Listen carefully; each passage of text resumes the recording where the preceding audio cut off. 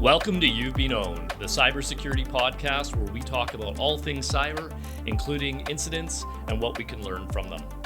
My name is Gary Perkins. I have the pleasure of serving as the Chief Information Security Officer at CISO Global, the firm that meets all your cybersecurity needs.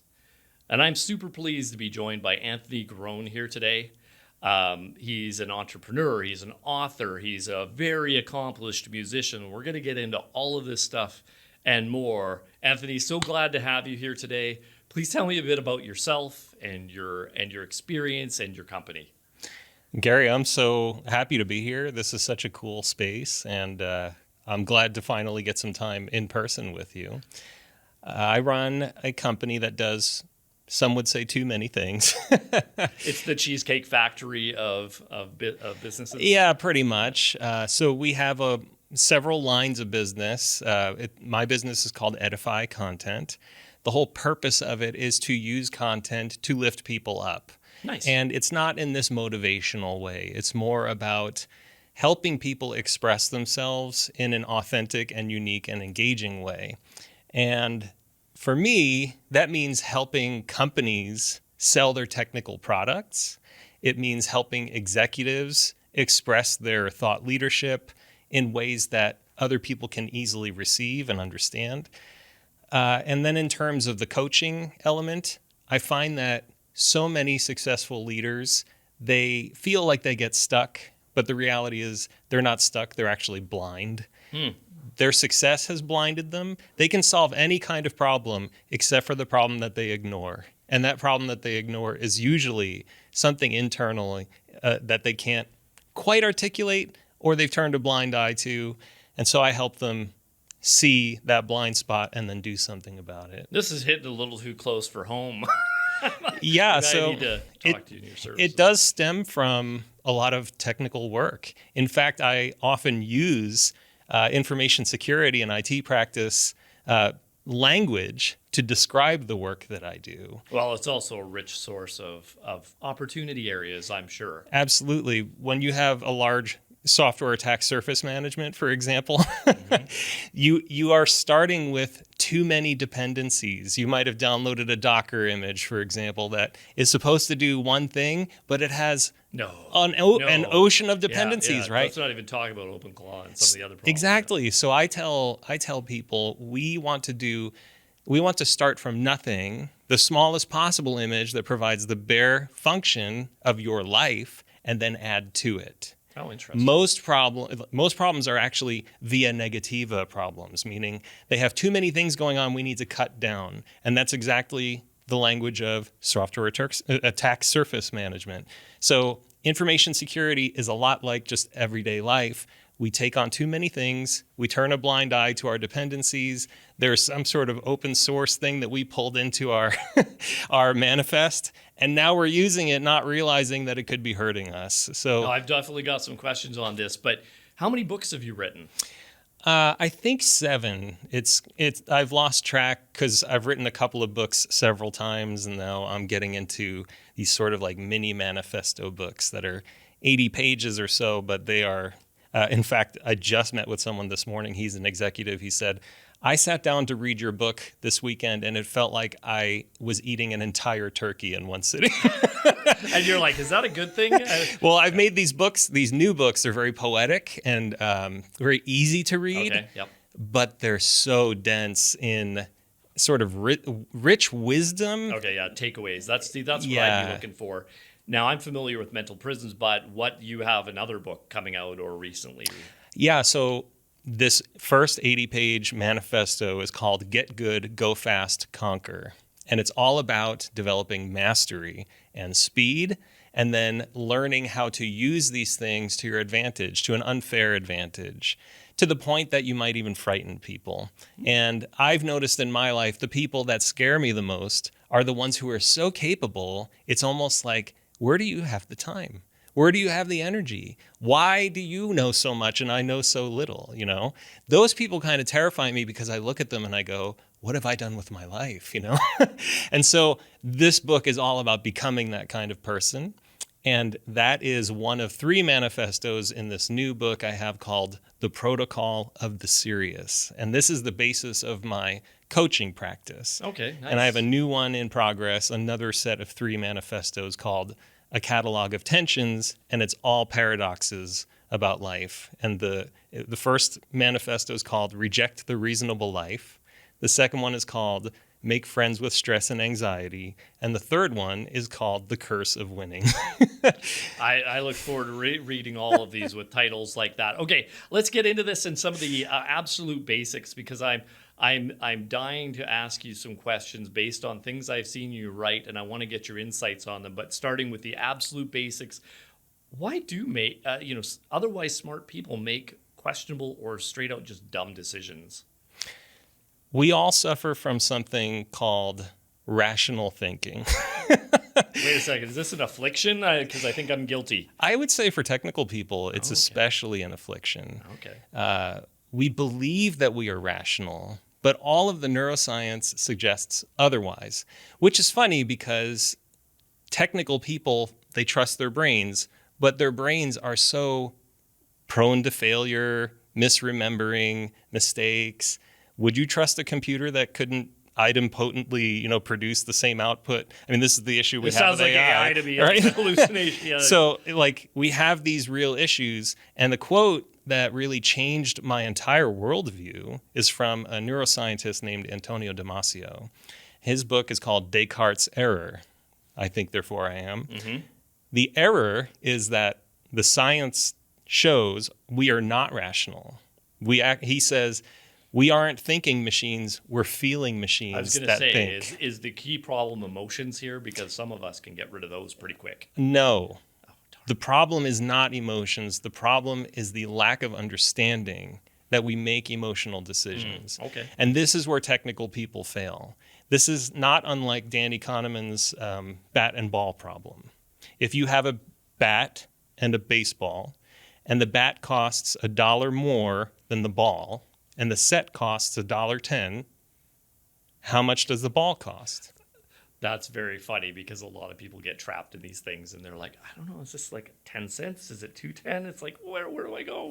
Right. So for $1.10, you get a bat and a ball. The bat costs $1 more. Everyone says it's a 10-cent ball, but it's really a 5-cent ball because $1.05 plus 5 cents equals $1.10. And that's a good problem to share with technical people because it catches them in their own, what's called system one thinking, their gut level reaction. Mm-hmm. And technical people, in my experience, believe that the value of their work is self-evident. They think that what they do, because it can be run on a machine, is somehow like future-proof or it's strong and robust, when we know that most things are not robust in the first place. And in fact, Nassim Taleb has a whole book on this called Anti-Fragile, where he says the opposite of fragile is not robust. Everyone thinks it's strength, but really robustness is very low fragility. That's all that means. But the opposite of strength is actually anti-fragility, or something that thrives in chaos. And so a box that says fragile on it, handle with care, the opposite would be a box that says, please mishandle. A box that gets stronger when you shake it. I never really thought about it this way. These are the sort of logical fallacies of technical people.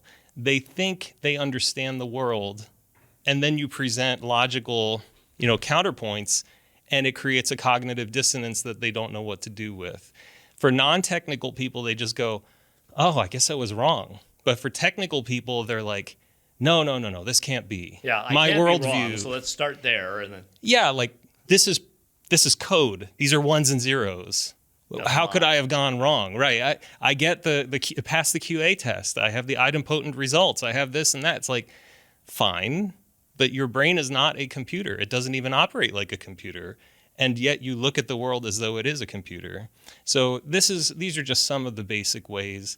The self-evident thing is a real problem, especially for technical executives, especially in their marketing. They do something called featureitis, and they think what they're selling is really about the features, and it's really about the outcomes for the customer. And so when I help companies rewrite their sales enablement material, their website marketing, whatever it is, we have to go through this whole exercise that undoes everything the execs believe, because in their heads it's like, the technical value, the features. We spent 5 years on this. Nobody cares. Yeah, they don't care about that. Right. Absolutely. Yeah. I will say that I've run into this throughout my entire career. Yeah. People with that are clearly, they have like Einstein level intelligence, but if you're unable to articulate or communicate it to anybody, they won't know.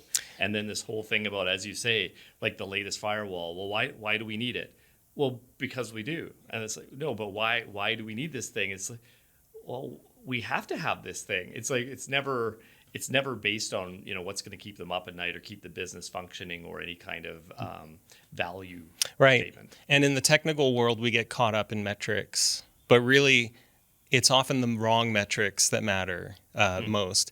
For example, how many tests did we run on this or whatever, even in terms of our marketing, like, well, we had 8,000 engagements on this post.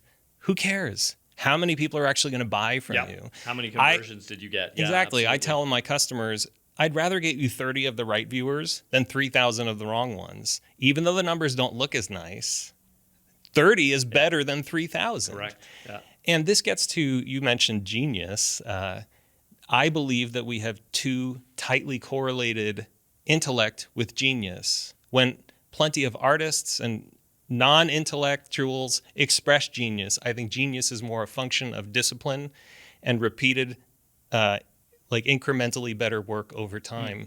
So this is another area where technical people fail. They're like, that's so brilliant because it uses this technical thing in a way I didn't expect. But that's not genius. And so society has kind of corrupted these words, and we've adopted those corrupted definitions, and now we accept them as standard correct responses. And that is partly why AI is it's a wonderful, wonderful tool, but it is not more than that. Yeah, and it's definitely playing on this and taking advantage. And I'm doing presentations and research on this, and right now it's pretty terrifying. Yeah. But you talk about some of the problems as mental prisons, and tell me more about that and how that's affecting the technologists and IT and cyber professionals and getting in their way. Oh my goodness. I mean, we have to, there's a great bumper sticker I have. It says, devs are people too. And I would say the same thing for security engineers, whatever role that you have. You're human. You're going to bring human error, human biases, fallacies, biases, all of these things. You'll be bringing it to your day-to-day work and your daily experience. You might see a political play where somebody is just trying to do something that is objectively good to improve the software, whatever you're doing in your job. And so for technical people, especially in the security field, security is all about trust. Zero trust is one of the primary models that's being used right now. And that's fine, but zero trust often assumes that you are trustworthy. And in the same respect, like with AI, where it's sycophantic, I think technical people think, I know what secure looks like. I know what security is. And then you have some, dormant vulnerability, some CVE, that zero-day exploit or whatever, that's sitting in your data center. I'm already getting excited at all these acronyms you're saying. I know what those are. Yeah, so you've got these things just kind of running in your data center. You don't even know about it, and then people think, oh, this is fine. I actually think that is the biggest self-deception or mental prison that technologists have. Things are fine. Things are good. And the weakest position you can be in is believing that you're in a position of strength. Especially in security, you need to just constantly assume you are unsafe. Yeah. The people express that in paranoia to a point where it's unhealthy, and I've worked with some pretty annoying CISOs, right? No, those don't exist. Yeah, no. and their zero trust model is more condescending than it is a collaborative event. Like, okay, zero trust means we have to come up with some basic baseline agreements on how we can exchange information, how we can exchange value, instead of, I don't trust you, you're just a company we acquired, and your infrastructure sucks as far as I can tell, and you have no idea how hard we've worked as the enterprise that blah, blah, blah. Well, do you know how much risk you're carrying with having 5 million, 50 million, customer contacts in your database or sensitive information, like, don't tell me about risk. You bought me. I have 100,000 users. Like it's a very asymmetric relationship, and power struggles do come into play. So mental prisons for security people or people in sort of a position of protectionism, they get into the mental prison of, I know everything there is to know. I am the smartest one in the room. I am the protector of this and that. We are not vulnerable. And that these mental prisons end up, I'll explain what the model is in the first place. A mental prison is where you are holding these bars, like prison bars, looking through them, thinking you are, your life sucks. Life is hard and I suffer. But these bars aren't attached to anything. They're just freestanding, and you can like move around. Oh, interesting. Right. So somebody might say, dude, you're not even in prison. And then the person's like, well, it looks like a prison to me, like, because everywhere they look, they're holding these bars in front of their faces. And in IT, all humans have these biases, these self-limiting beliefs. But when you're in a position where you're protecting infrastructure, you need to be especially sensitive to your blind spots. And often that's where things come up. I thought about this over time because I always refer to myself as a recovering operations manager. And I see some of the behavior from folks, and it's very risk and change averse, right? But I feel like we've kind of built and reinforced this over time, because what happens when something breaks? We look at, it was something, tonight's problem is today's earlier change, right? And they've changed something, so something is broken. Well, so we train the managers to avoid change, and that change is bad, and then we criticize them for not being open to new ideas and new ways of doing things. So I call that the operations manager folly. But I feel like the organizations, we have a role that we play in doing this to people, and then and just criticize them for things that are broken. The safest infrastructure is no infrastructure, right? So you have to start with the notion that, like, we have to run something. Yeah, and it's going to break. So how do we be resilient and, recover from that, Yes. If you don't think through your plan, if you don't do pre-mortems, if you don't understand how your infrastructure is vulnerable. Pre-mortems, not post-mortems. Exactly. Pre-mortems are a predictive activity. What's going to go wrong here? How did we respond to this thing that never happened? There's all sorts of risk exercises that get swept under the rug. We don't have time for them. We don't have budget. But you're building like BCPDR environments, and for what? What are you protecting? You may have the same vulnerability in both places, and then you bring up your BCPDR. You give me so many good examples of why some folks are struggling to articulate risk and why they should do things and build business cases, because we love the acronyms, right? The TLAs, 3-letter acronyms. So when you start telling me about how you need DLP and your DMZ for PCI, and I'm like, oh, this is exciting. But normal people don't talk like that. So we've gotten across to folks, you can't do that. You can't be throwing out these acronyms. Like, okay, I get that. I understand. Yeah. And then meanwhile, they're using all the jargon, and even when they got rid of the jargon, there's still this militarized language. Normal people don't talk about threat actors exploiting vulnerabilities. That's right. But it rolls off our tongues so easily. So if they go into the C-level or executives and they're trying to make a case for something, how do you suggest they start? Speak like a human. Yeah. First of all. Maybe easier said than done for reasons you described previously, right? Absolutely. The executives, they care about delivering value. They care about protecting value. So frame things up in the ways that they understand. I worked with a CISO who was fired, and he and I were peers, and I said, "Why'd you get fired? What happened?" And he goes, "They just didn't want to hear the truth." And I said, "That doesn't make any sense." And he said, "Yeah, well, my wife tells me this all the time too. She doesn't want to hear the truth either."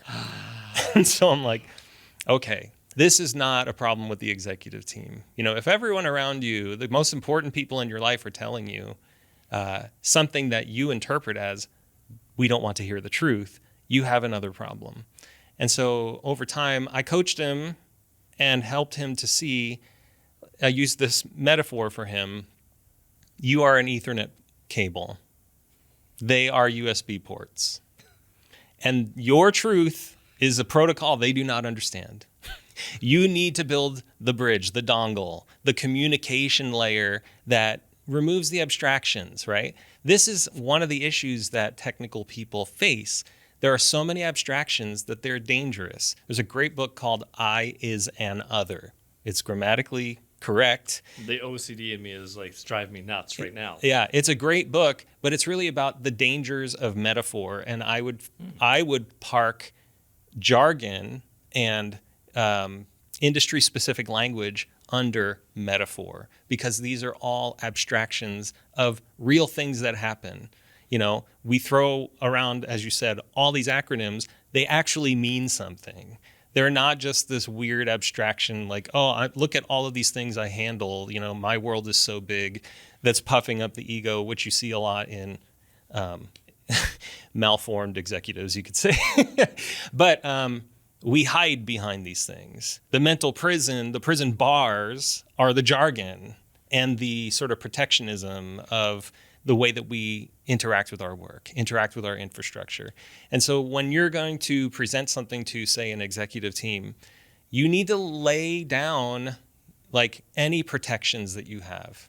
They don't want to hear a spun, story. They want to hear the truth, and they want to understand the risks. What's the data? What's the risk? What's the probability? These things matter more than you being a technical expert and impressing people with the words that nobody cares about or understands. This is why people are unable to even reach the C-suite, because they can't even speak like humans, which is great for me because as a ghostwriter and a coach, there's unlimited opportunity. Yeah. I don't think you're going to be out of opportunities anytime soon, even with the advent of AI, honestly. For sure. And it's just because of the decades I've spent in this place. And I've asked these folks, and don't get me wrong, I've been guilty at times as well, for sure. But I look at these people, and originally what I said to them is, what do you think? Do you think that these folks are frauds and they just got their position and they weren't qualified? And I was trying to get them to think about this and that it might be something. I don't do that anymore. I just say, look in the mirror. Because if you've gone in and tried to communicate the value and been unsuccessful, or you're always exclaiming they don't get it or they don't listen, the people that are there are smart. As you say, they might be speaking a different language, and that one is one that I thought we share in common, which is risk. Probability times impact. They just want you to tell them what's the likelihood is this going to happen, and then how much is it going to cost us, or what damage to our reputation, which can be a little bit harder to quantify. Yeah, and they're not making technical decisions. They're making business decisions. And it's another issue with technical people that I see. They think we're going to add this feature, and the executive team is thinking we are going to add this value. And this is where featureitis comes in, where companies only featureitis. Yeah. Nice. I like companies only brag about the features of their platform, forgetting that there's someone who is buying this thing to improve their life, to solve a real problem. And it's pervasive. So even with AI, I have had all sorts of issues using AI because it will tell me I'm on the right track.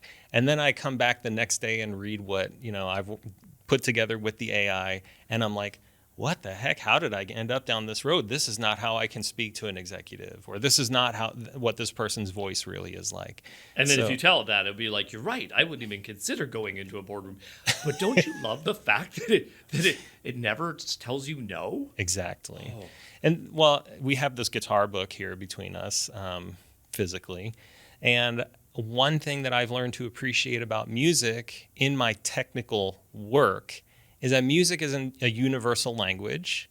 And if you're playing with other people, there's real-time communication happening. And there is a protocol, an unspoken protocol. We have the same time signature. We have the same tempo. We have the same volume, or like expected volumes. There's dynamics at play. We agree that this part's going to be louder and this part's going to be softer. We have all of these things that we agree upon. This is a technical protocol that we just don't even think about. This conversation is a technical protocol that is unspoken, right? And the people listening to this, they have a technical protocol as a listener to a podcast. This is like, I have learned so much through music and playing guitar and practice and been able to apply these things in a way that most people think might be nonsense. But often the people who think it's nonsense are non-musicians. But the musicians understand, like, oh, we're jamming, we're improvising. You're doing this, I'm doing that. Our work is collaborative and complementary. While you do this and while I do that, and maybe you're writing the bridge and I'm writing the chorus, when we bring it all together, we have a song, So these are the things that matter from a technology perspective. And I found, oddly enough, running a YouTube channel for years called Make Weird Music, there are so many technicians who are musicians, and they understand this connection, and it's what makes them good at what they do.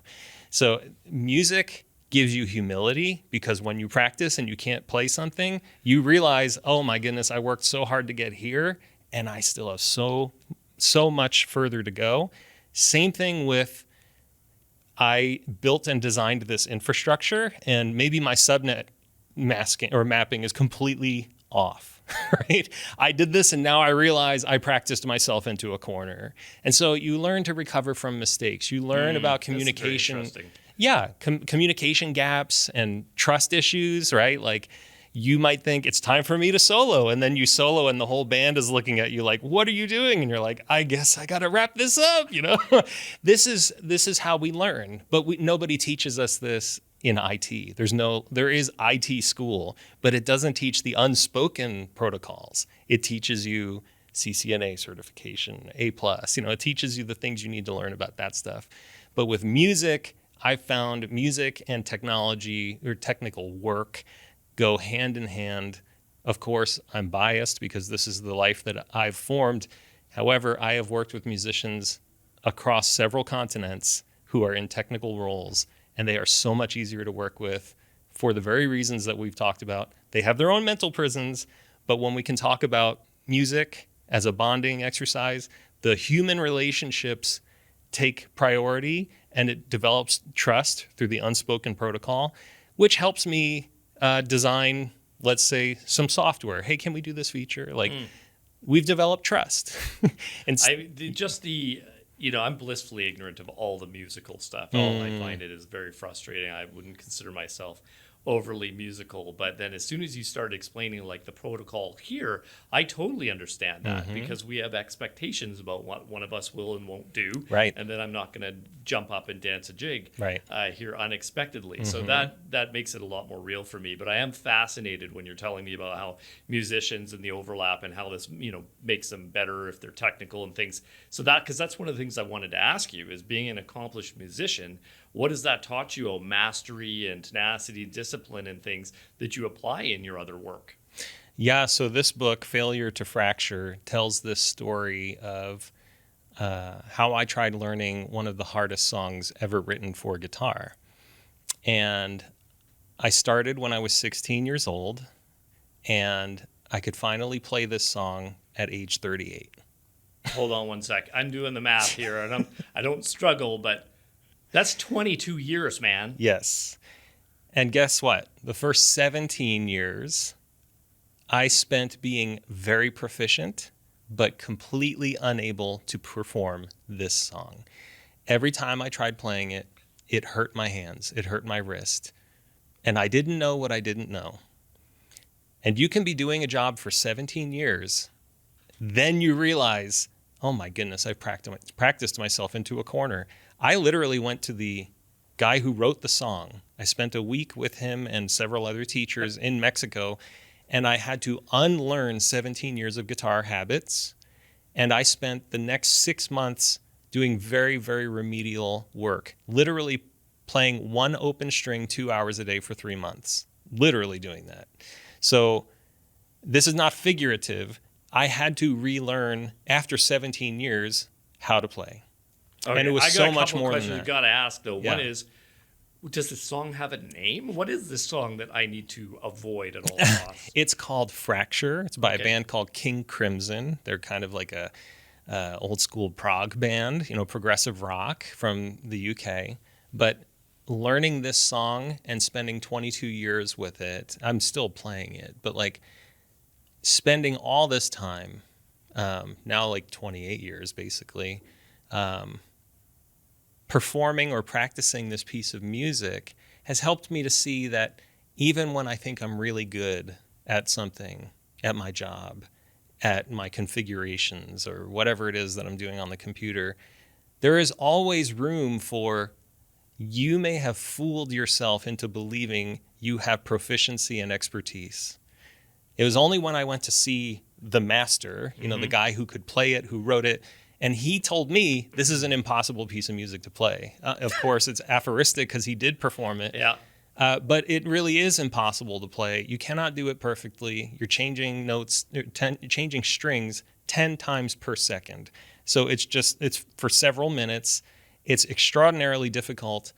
But when you're playing, let's say, the enterprise game, or let's say you're the OpenAI of, artificial intelligence chatbots or whatever it is, if you want to be a prolific, masterful industry leader who's innovative and able to do things that nobody else can do, you have to really understand the basics. And I spent 17 years not understanding the basics, like even how to sit while holding the guitar.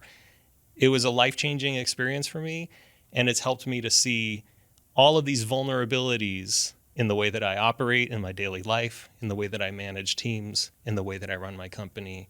So it's given me a real sense of humility through mastery. That I love this quote: "The larger my island of knowledge grows, so does the shore of my ignorance."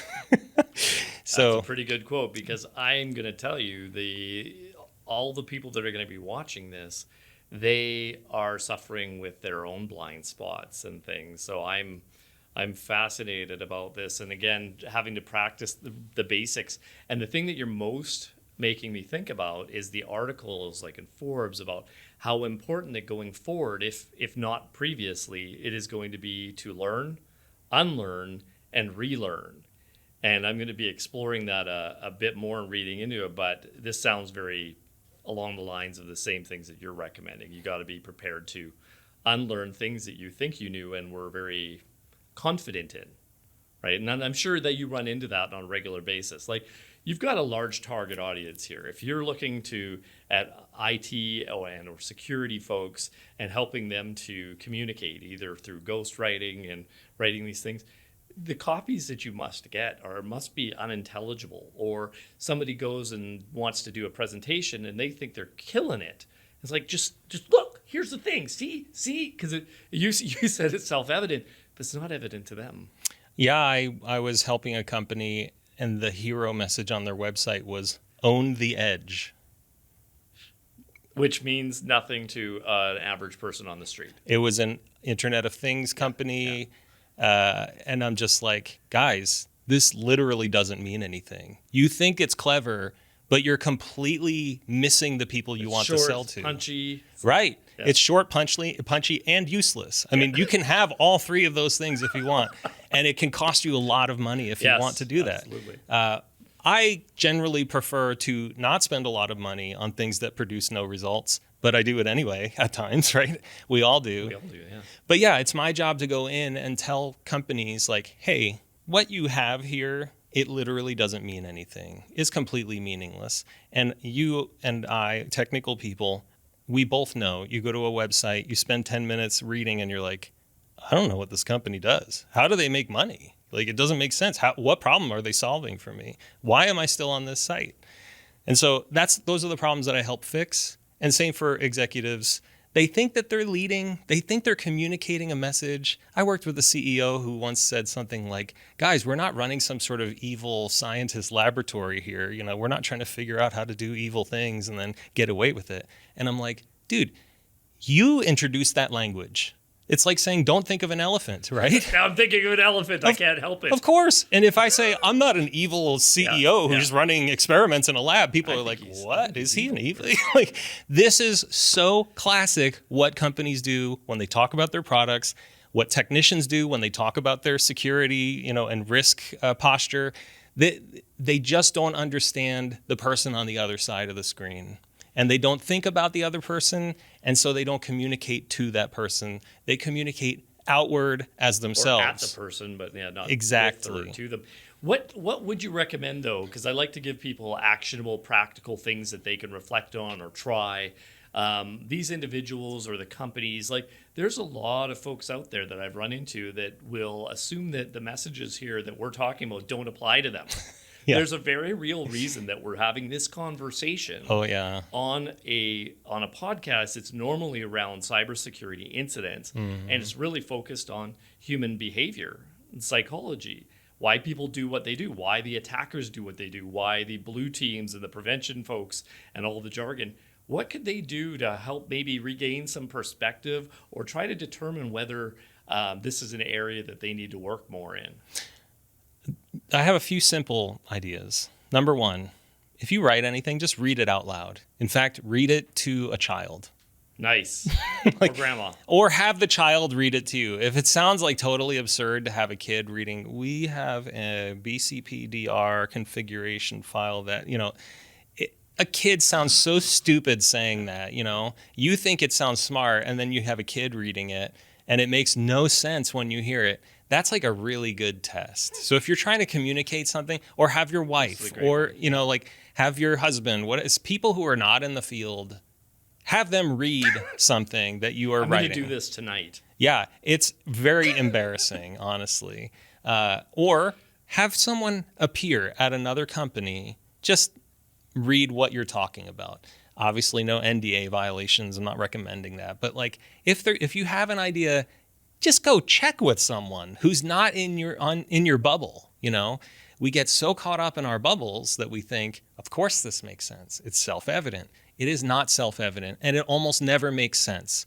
I would say there's a good 75% chance that what most people say to themselves makes absolutely no sense when they're talking about communicating with others.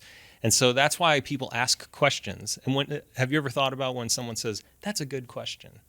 What is a good question? It's a question that makes the other person actually think in an area where they haven't thought. Yeah, or challenge their existing beliefs. That's usually what it is Yeah. for me. I'm like, I've never really thought about it that way. And when somebody who's lived a totally different way than me comes at a problem, they're going to approach it differently. And if they reflect on that to me, I'm going, oh, that's right. That's so fascinating. ask friends, ask family, run things by other people, read things out loud, record yourself reading things, and then listen back. And you can just run things by AI and say, pretend. I was just about to kid about that one. I was going to say, no, because it'll tell me, what a great thing. In fact, you are the supreme ruler on this topic. It will do that if you ask it to help you. Yeah. But if you say, pretend you are a non-technical executive or a marketing expert or something like that, what is your response to reading this?